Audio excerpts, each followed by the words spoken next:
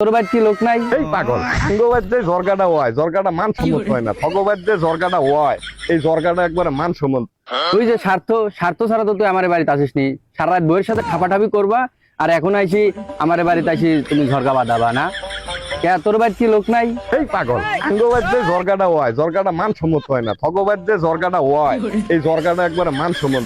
দেখলে চোখে মুখে এত ভালো লাগে, মনে হয় উকিল ব্যারিস্টার বইয়া রয়েছে ঠগবাদ। আমি মনে হয় কিছু উকিল ব্যারিস্টার আনতে হিটদার আমার লাগে।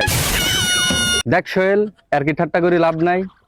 এক কাজ করি, আমি আমার বইয়ে হাতে পায়ে ধরে লিয়ে আসি, আর আমার আব্বা হবিনি জজ, আমি হবনি আসামি, আমার বউ হবিনি বিরোধী পক্ষের উকিল।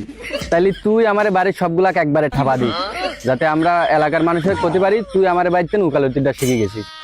সত্যি কথা কইছো বন্ধু, একবারে বুকে হাত দিয়ে কম মনের টেনে কইছো। তাহলে শোন, আগের পূর্বের যা ঝরকা ফেসাদ ছিলি, এখন সব বাদ, নতুন করে তোরে বাইতে আমি অনার শিখবো। সেই পাগল, আগেরটা ভুলে যায়নি, এখনো কি মনে করে বসে রয়েছি? তুই আল্লাহ 30টা দিন যে ঠাপাঠাপি করিস, ওই আমি আগেরটা মনে রাখবো না এখনেরটা মনে রাখবো? ওইটা লিখে আমি এখনো বসে রয়েছি। দেখ বন্ধু, এই কাহিনী কিন্তু ভালো লাগে না। 2 দিন পর পর তোর বউ চলে যায়।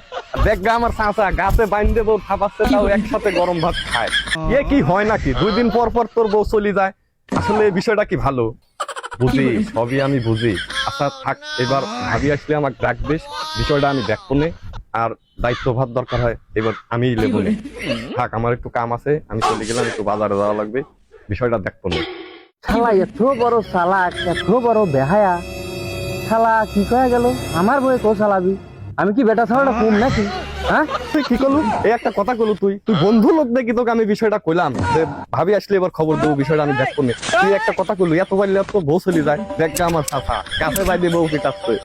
কে রে, উচিত কথা কইলি কি চাচা নাইতে নাবো?